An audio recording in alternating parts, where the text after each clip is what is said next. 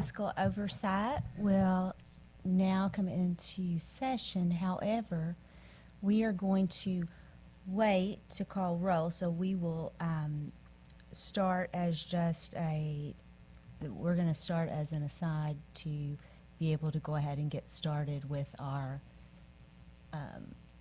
testimony and to move quickly, and then as we have members come in, we will hold and then take roll at that time. Sound good?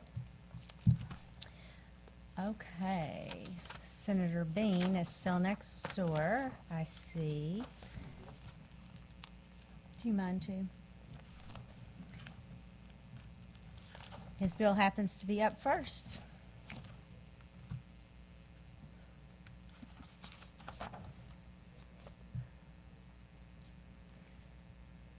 Guess he's going to show me, not so much, huh? Okay. He's missing. Okay. Senator Searpoy, will you take over and I'll present mine?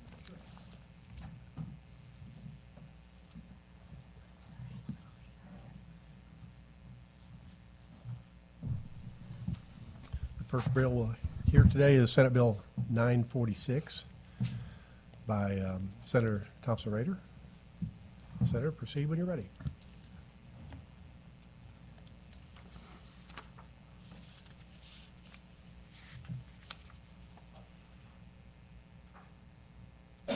Thank you, Mr. Chairman and members of the committee.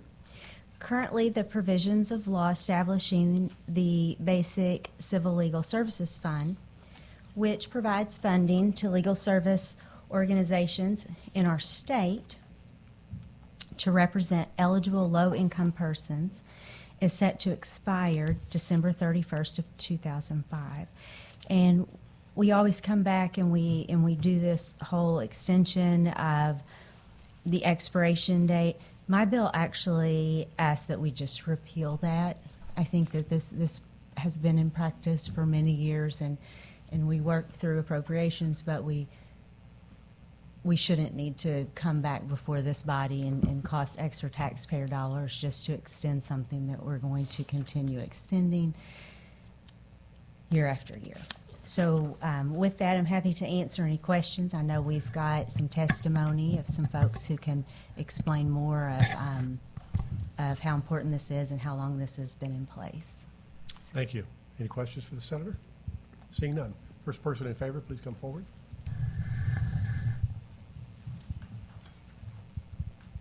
Thank you, Mr. Chair. I'm Mark Rhodes. I represent the 4 legal aid programs in the state of Missouri, covering the entire state, 114 counties, and the city of St. Louis. First, I want to thank the sponsor. Thank you very much for bringing this forward.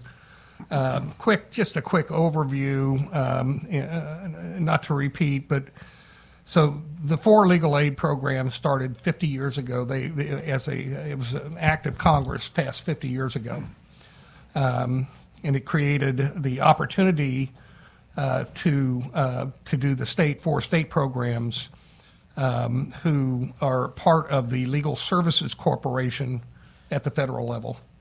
As the senator said, I mean, the Missouri General Assembly, your predecessors passed in 2003 a fee structure to support the 4 legal aid programs. They only provide legal aid for civil matters. They provide programs to low-income people who live at or below the 125% of the federal poverty level. The statute was first passed in 2003 and contained a 4-year sunset provision. It was renewed in 2007. It was renewed in 2011. It was renewed in 2016. And that's why we asked the senator to, let's see if we can just do away with this. This has been core funding for the General Assembly since 2003. So I'm happy to answer any questions I do have, and I'm going to leave for the committee some of the closed cases. This is out of the annual reports for the 4 programs. I won't go into a lot of detail, but you can see the number of cases of domestic violence, family law, municipal court cases, access to health care, human rights cases, et cetera. I'm going to leave those statistics with the committee. Thank you. Thank you, Senator. Can I, I'm curious on this, do these folks also get a part of punitive damages that are awarded? They get it's a filing fee according to the 2003 statute that was set up. It's a filing fee structure that, it's a filing fee for both criminal and civil cases. But I thought when punitives are awarded, one of these groups gets that, and I understand recently there's been an influx of that money too, from some cases that have been decided. Let me get back to you on that, Senator, if I may. They do get. I think it's quite a big number, actually. They did have 2 or 3 years ago an influx of money based on a settlement, and I think it was the talcum settlement. So they did get part of that. I think there's a couple others. So yeah, if you get that back to me, I'm happy to. It may be on the criminal side, not the civil side, which this mostly is. Yes, sir. And so this is all subject to appropriations every year. Yes, it is. And so that's a check we'd have if we do in this date. Yes, sir. Okay, thank you very much. Senator Coleman, did you have? Okay, thank you. Any other questions? Thank Seeing you. none. Thank you, Mark. Anybody else speaking in favor, please come forward. Yeah, Mr. Chairman, members of the committee, Tricia Workman here today on behalf of the Missouri Coalition Against Domestic and Sexual Violence. Thank the senator for her leadership on this. Unfortunately, this is a funding source that's always going to be necessary. It's been very helpful to our agencies who serve men and women who are trying to leave damaging marriages, dangerous situations, custody, housing, other things, and this is a vital resource for them. So really appreciate her leadership and happy to answer any questions. Thank you. Questions? Seeing none, thank you very much. Anybody else in favor? Please come forward. Anybody opposed? Anybody for information purposes? Senator Rehder, any closing comments? No, sir, I appreciate y'all's attention to Thank- this bill. Thank you very much. That will conclude the hearing on Senate Bill 946, and I will turn the controls over to the chairman.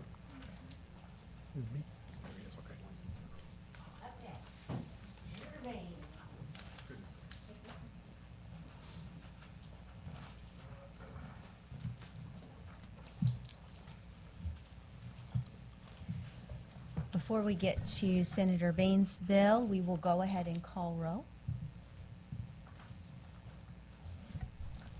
Senator Thompson Rehder. Present. Senator Bernstetter. Senator Searfoot. Senator Coleman. Here. Senator Fiscal. Senator Keenan. Here. Senator Rizzo. Senator Roberts. Seeing that we have a quorum, we will move forward with Senator Bean's. Senate Bill 876. Proceed when you are ready. Madam Chair, member of the committee, for the record, State Senator Jason Bean. Here to present Senate Bill 876, which authorizes a tax credit for certain railroad infrastructure investments. Senate Bill 876 is a Missouri Short Line Railroad Modernization Act. In Missouri, there are 860 miles of rail operated by short line railroads, with a nearby example being the 27-mile Ozark Valley Railroad that connects Fulton, Missouri to Mexico, Missouri. These local and regional short line railroads play an essential role in our state and serving hundreds of customers. There are two separate components of this bill that would invest into our short line railroad system. The first part would be a 50% state income tax credit on cost to maintain or replace existing railroad tracks, limited to $5,000 per mile in Missouri. These improvements on existing railroads would be capped at $4.5 million.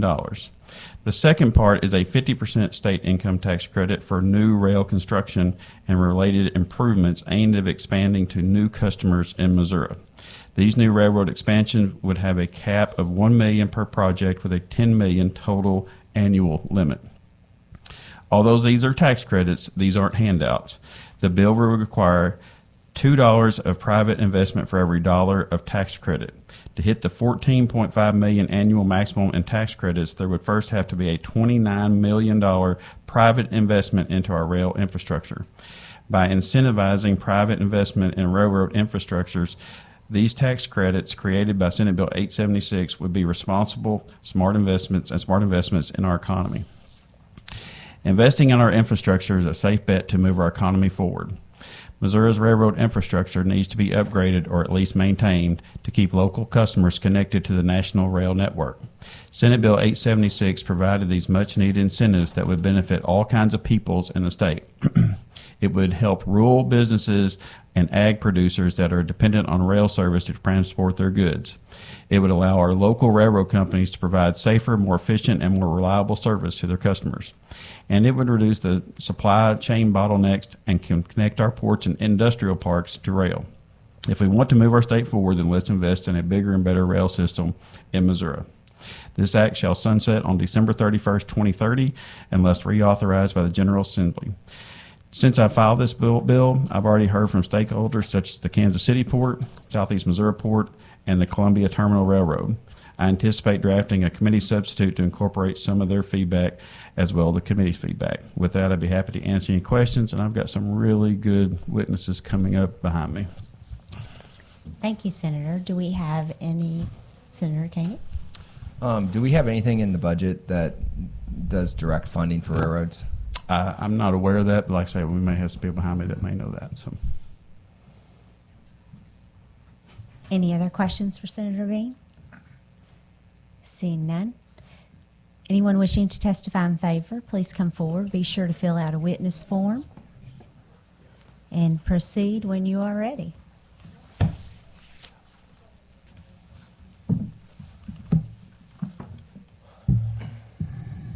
Good morning, Madam Chair, members of the committee. Senator, to answer your question, there are no direct fundings for short-line railroads. There's competitive programs run through Missouri DOT, the Freight Rail Enhancement Program, which a number of different types of modes are eligible for, but it's a competitive program that's highly oversubscribed. And so just because you apply for a grant through that program doesn't necessarily mean that you're going to get funding for that program. My name is Jeff Van Shake. I'm with the Missouri Eastern Railroad. We're a 52-mile short-line freight railroad operating from St. Louis through Chesterfield, Maryland Heights, down into Union, Missouri. Here in support of this bill, our railroad, like many other short lines across the state, has a pretty similar story. We started in 1887 as part of the St. Louis, Kansas City, and Colorado Railroad, and which was acquired by the Rock Island in 1901, which eventually went bankrupt in the 70s, which was then acquired by Southern Pacific, who decided to abandon much of that track because they had an alternative route between Kansas City and St. Louis. So much of the track that we used to operate through that line is now a trail. That line was then merged when Southern Pacific and Union Pacific merged, was created into a short line in 1996. And so after over a century of consolidations and abandonments, what's left is a 52-mile stretch of track that provides critical rail service to the rural economy in eastern Missouri. When we took this line over in March of 2022, it was very apparent that the line had not been invested in a long time. Within the first couple of months, we had 5 minor track-caused derailments. And when all of the flooding happened in July in St. Louis, we had a bridge washout, which put our railroad out of service for almost a week. And so we firmly believe that being able to accelerate infrastructure investments like this bill would allow us to do will allow us to put more money into the track infrastructure and provide a safer and more efficient service for our customers, because now we're only able to move 10 miles an hour, which drastically decreases the efficiency that we can serve our customers. And so in addition to that, having economic development incentives so rail customers can increase their presence on rail, or the state of Missouri can provide an attractive incentive that competes with Kansas and Oklahoma and Arkansas and other states that have similar credits that drive economic development to their state. So I appreciate this consideration for this bill. I thank Senator Bean for bringing this forward, and happy to stand for any questions. Thank you so much. And before we start with questions for this witness, I'm going to have us call roll again because I miscounted and did not have enough for a quorum. So we're going to do this one more time. Senator Thompson Rehder. Present. Senator Bernstetter. Senator Searpoint. Here. Senator Coleman. Senator Fitzwater. Here. Senator Koenig. Here. Senator Rizzo. Here. Senator Roberts. Here. We have a quorum. Seeing we have a quorum. Okay, do we have any questions for this witness? Senator Searpoint, proceed. Thank you. That 52-mile track you're talking about, you own that, right? Yes, sir. And so only your trains go across it? That's correct. So I'm just curious, why can't you guys, since you've got a monopoly sort of, just raise your prices to rebuild the track? I mean, it's a great question, and the issue with short line railroads is they tend to be shorter moves. We're not moving rail cars thousands of miles where it would make more sense to put it on a railroad. Our rail moves are incredibly truck competitive, and so in order to keep prices competitive with trucks, we need to price so that people want to move by rail. Okay, thank you. Thank you. Any other questions for this witness? Seeing none, thank you so much. Next witness in favor. Good morning, Madam Chair and members of this committee. My name is Trent Kingsbury. I'm with Mickelson and Company, and our firm has the privilege of helping the short lines in the state of Missouri finance their track infrastructure improvement work. Senate Bill 876 is a proven model that's been implemented in 10 other states, 4 of those states that neighbor the state of Missouri. And what's been seen is accelerated reinvestment in the short line railroad infrastructure and boosted economic development opportunities. The program is not a handout. It requires $2 of private investment to generate the $1 of tax credit. There's 2 components of the bill. One component is for track rehab and maintenance to bolster up the infrastructure to handle heavier rail cars and serve the existing customers. And the other component is a 50% credit for new rail expenditures for economic development projects to link the ports and industrial parks and new customers to the rail network. The overall fiscal note on the bill is $14.5 million, provided that there would be $29 million of private investment spent in the state annually. This bill is really all about economic development and accelerating reinvestment in the rail infrastructure. Appreciate Senator Bean's support on Senate Bill 876. I'm happy to answer any questions on the bill. Thank you so much. Any questions for this witness? Seeing none, please be sure to leave witness forms. Thank you so much.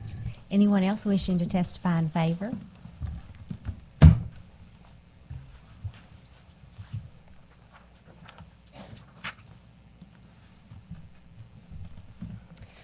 Good morning. Katie Gamble here on behalf of the Missouri Railroad Association. We want to go on record in support of the bill, in support of our short line partners. I want to emphasize that the bill is specific for short line railroads and for businesses that want to connect to the railroad, but none of the tax credits go to the Class 1 big railroads like a Union Pacific or a BNSF that you might be familiar with. In regards to state funding for railroads, there traditionally hasn't been any. The legislature did pass last year money in the budget for public crossings, which actually falls under MoDOT's purview. And so MoDOT, there's a fund that MoDOT has that typically doesn't have that much money in it that goes towards upgrading crossings that are public crossings. And so the legislature did put in money for that, but it's specific for crossings. So I think that's it. Happy to answer any questions. Got it. Do we have any questions for this witness? Seeing none, thank you so much. Please leave a witness form.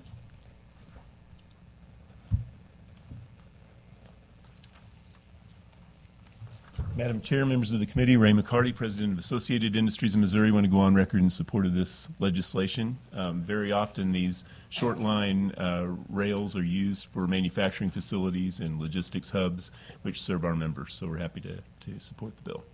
Thank you so much. Any questions for this witness? Thank you. Seeing none, thank you. Next in favor. Thank you, Madam Chair. Brian Grace here today on behalf of the Missouri Economic Development Council. Our members across the state work with companies from across the country every year who are looking for various aspects for their sites when they're trying to relocate facilities to Missouri. Rail is often a component of that. This bill would dramatically, or have the potential to dramatically increase the number of sites and communities that those businesses could look to relocate to. Got it. Any questions for this witness? Seeing none, Thank thank you. you so much. Anyone else wishing to testify in favor? Madam Chair, members of the committee, Brent Hempill here on behalf of Port KC. I am testifying in support of the Senate Committee sub and the inclusion of ports into the language. This is a wonderful additional resource. This legislature has done a wonderful job with I-70 and other multimodal transportations, and this is just one of those components that helps improve our state's economic opportunities. Thank you. Do we have any questions for this witness? I have a quick one. What was the last word that you said? I had too much coffee this morning. I'm sorry.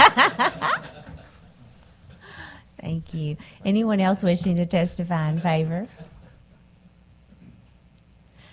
Anyone wishing to testify against?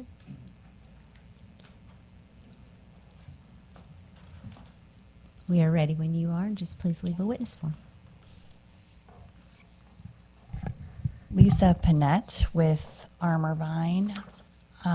We are opposing this because it's a $14.8 million per year giveaway that can then be rolled over. And I'm glad that somebody brought up the businesses, because it's not just the railroads that we're talking about here. We're actually talking about giving away to businesses that hook up to the railroads, which was the point that I was going to make in the definition.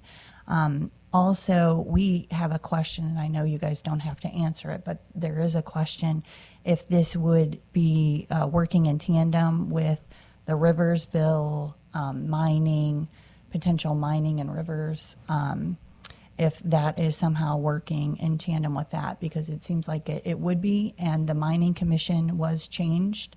The makeup of that commission was changed last year. So that is what we have to say. Questions for this witness? What's Armorvine? It is a for-profit business that works in support of legislation for freedom and liberty. A for-profit business. For-profit. Mm-hmm. What types of legislation are you all supporting? So it's been the whole gamut. So anything dealing with rivers, mining, education, anything that has to do with freedom and liberty, we're involved with it. Is that a Missouri business, or is it Yes. based Mhm. out of another state? Nope, here. Thanks. Uh-huh. And to your question, I don't think anyone on the committee would be able to answer that, but I would recommend that you just stop by and visit with a sponsor Okay. and work that through with him.